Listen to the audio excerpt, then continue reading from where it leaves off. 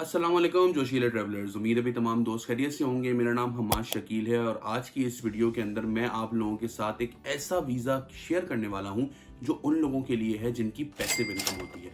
Passive income मैं आपको बताना चलूँ वो ये कहलाती है, जैसे कुछ लोग सऊदीया में रहते हैं, जद्दा में रहते हैं, मक्का में रहते हैं, इसी तरह से यूएई में रहते हैं, मस्कत में रहते हैं, या पाकिस्तान में भी कुछ लोग रहते हैं जिन्होंने इन्वेस्टमेंट्स की हुई होती हैं या प्रॉपर्टी रेंटल्स की हुई होती हैं या फिर गाड़ियां रेंट पे दी हुई होती हैं और बिना कोई मेहनत किए उनका हर महीने एक रेंट आ रहा है या हर महीने एक इनकम आ रही है या इन्वेस्टमेंट का रिटर्न आ रहा है या फिर डिविडेंड्स आ रहे हैं उनके। उन तमाम लोगों के लिए ये वीज़ा है, क्योंकि बहुत सारे लोग पूछ रहे थे यार कि हम तो रिटायर हैं, हमें भी बताएं हमारे लिए कोई वीज़ा कैटेगरी है। तो दोस्तों ये वीज़ा कैटेगरी आप लोगों के लिए है अगर आप लोगों की एक पैसिव इनकम है। पैसिव इनकम को मैंने आप लोगों को एक्सप्लेन कर दिया है। वो क्या होती है कि कहीं इन्वेस्टमेंट है और वहां से आपके पास पैसा रिटर्न की सूरत में हर महीने आ रहा हो। तो आइए दोस्तों आज की इस वीज़ा कैटेगरी जिसका नाम है पुर्तगाल D7 visa passive income visa, उसकी आगाज़ करते हैं उस वीडियो का। लेकिन पहले हमारे चैनल को सब्सक्राइब कर लें और नोटिफिकेशन को ऑन कर लें। तो दोस्तों मैं आप लोगों को इस वीडियो के अंदर स्टेप बाय स्टेप बता रहा हूँ कि अगर आप लोग भी ये वीज़ा अप्लाई करना चाहते हैं तो कैसे कर सकते हैं। लेकिन सबसे पहले हम बात कर लेते हैं कि इस वीज़ा की रिक्वायरमेंट क्या क्या है। तो सबसे पहली रिक्वायरमेंट है इसकी इनकम रिक्वायरमेंट। इनकम रिक्वायरमेंट कैसे है, जैसे मिसाल है आप वीज़ा अप्लाई करना चाहते हैं, आप वो इंसान है जिसने चेक कर लिया हाँ भाई मैं तो मेरे पास इन्वेस्टमेंट्स हैं, मेरे पास प्रॉपर्टीज़ हैं, रेंटल्स हैं और मेरे पास रेंट आता है तो मैं क्वालिफाई कर गया। पहली चीज़ तो आपकी क्वालिफिकेशन हो गई। अब दूसरी रिक्वायरमेंट क्या है कि आपकी इनकम जो है ना वो कम से कम भी पर ईयर, जब हम कैलकुलेट करें जो रेंट आ रहा है, जो डिविडेंड आ रहा है, जो शेयर आ रहा है, जो रिटर्न आ रहा है, वो पर ईयर आपकी बनती हो 8,460 पाउंड। 8,460 पाउंड मेरे हिसाब से तकरीबन 25 लाख या 26 लाख के करीब करीब की इनकम होगी। अब अगर मैं इसको 26 लाख भी समझ लूँ तो अगर मैं इसको 12 से डिवाइड करूँ तो पर मंथ मतलब कि आपके पास 2 सवा 2 लाख रुपए के करीब करीब रेंटल अमाउंट या फिर आपका प्रॉफिट आ रहा हो। अगर आ रहा है तो आप क्वालिफाई कर गए। अब दूसरा स्टेप क्या आ जाता है? दूसरा स्टेप ये आ जाता है इसका, जब आप क्वालिफाई हो जाते हैं तो सबसे पहले आपको जो है वो एक इंश्योरेंस नंबर अप्लाई करना होता है पुर्तगाल का, जिसको हम निफ कहते हैं, NIF, ठीक है। उसको अप्लाई करने के लिए बहुत सारी कंपनीज ऐसी हैं पुर्तगाल के अंदर जो आपको एज एन एजेंट असिस्ट करती हैं और आपको जो है वो अकाउंट खुलवाने में मदद करती हैं। जब एक दफ़ा आपका निफ अकाउंट खुल जाता है तो तीसरा स्टेप ये होता है आपका कि जो अमाउंट इन्होंने आपसे बोली है उतनी अमाउंट आपने उस एक बैंक अकाउंट के अंदर जो कि पुर्तगाल के अंदर होता है उसमें रखवानी है। और जब आपका निफ खुल जाता है तो निफ की मदद से आप अपना बैंक अकाउंट खुलवा सकते हैं पुर्तगाल के अंदर। अब जितना सुनने में ये आसान है उतना आसान है नहीं, लेकिन अगर आप किसी एजेंट की हेल्प ले रहे होंगे जिसको आप उसकी फीस पे कर रहे होंगे ऑब्वियसली, जो कि पुर्तगाल में ही बेस्ड होगा, तो ऑब्वियसली वो आपको बहुत हद तक हेल्प आउट करेगा आपका बैंक अकाउंट खुलवाने में। अब आपने बैंक अकाउंट भी खुलवा लिया है, जितनी नीड है उस रकम की वो आपने वहां जमा करा दी है। अब बात कर लेते हैं उन लोगों की जिनके पास खाली वो अकेले नहीं है बल्कि फैमिली है।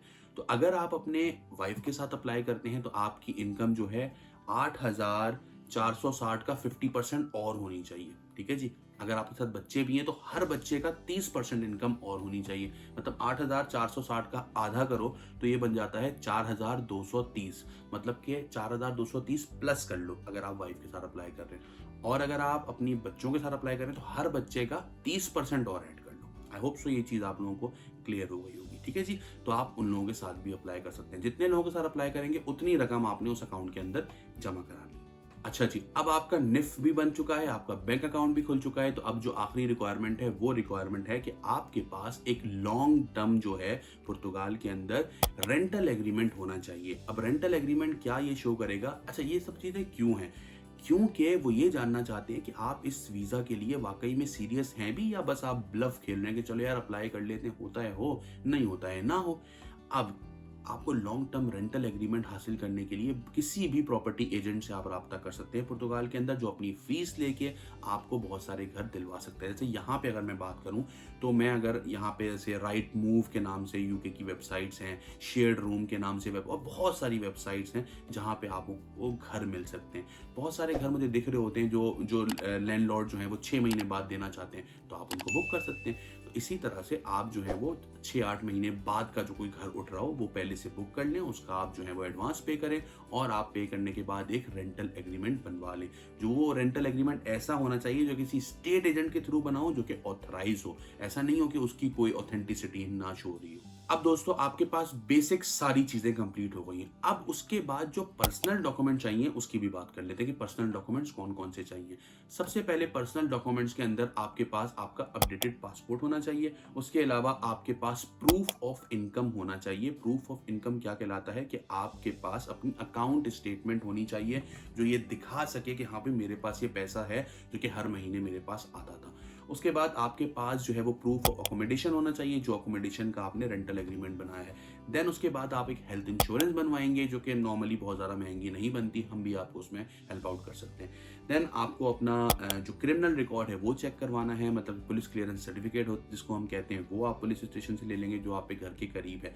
उसके बाद आपको 2 पासपोर्ट साइज फोटोज लेनी है और एप्लीकेशन फॉर्म फिल करना है जो कि आपको पुर्तगालीज एम्बेसी की वेबसाइट से मिल जाएगा, उसको फिल कर लेना है आपने। अब दोस्तों बारी आ जाती है कि आपने एम्बेसी के अंदर जाकर ये सारे के सारे डॉक्यूमेंट सबमिट करने हैं। उसके लिए जरूरी है कि आपके पास एम्बेसी का एक अपॉइंटमेंट होना चाहिए। तो एम्बेसी जो है पुर्तगाल की वो इस्लामाबाद में है, जो कि आप ऑनलाइन अप्लाई करके भी उनका अपॉइंटमेंट ले सकते हैं।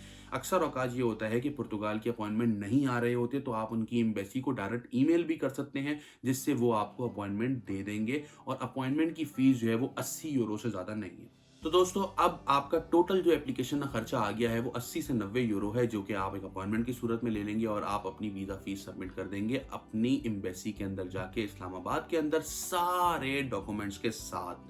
अब दोस्तों एम्बेसी जो है वो आपको एक इंटरव्यू के लिए बुलाएगी जिसमें आपको वहाँ पे इंटरव्यू देना है, सारे सवालों के जवाब देने हैं। सवाल बिल्कुल सिंपल है, जो आपने प्रोसेस अप्लाई किया है वही प्रोसेस के हिसाब से आपके सवाल होंगे।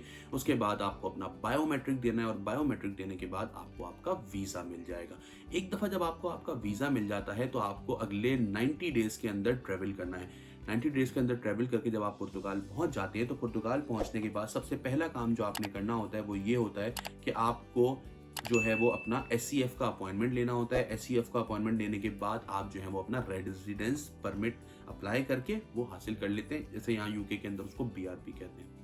अब दोस्तों इस वीज़ा की कैटेगरी क्या है, इसके में कितना टाइम लगता है, ये आपके सामने आ गया। ये एक छोटा प्रोसेस नहीं है, इसके लिए आपको कई महीने लग जाएंगे, 6 से 8 महीने आपको कम से कम लग जाएंगे। लेकिन मैंने आपको एक ओवरव्यू दे दिया है कि बहुत सारे लोग ऐसे होते थे ना जो बोलते थे यार हमारे पास तो एक्सपीरियंस भी नहीं है, कुछ भी नहीं है, अब हम तो अप्लाई ही नहीं कर सकते।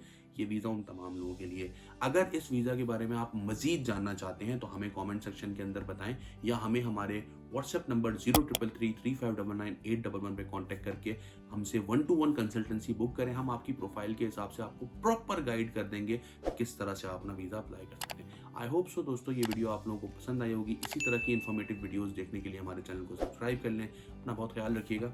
अस्सलाम वालेकुम।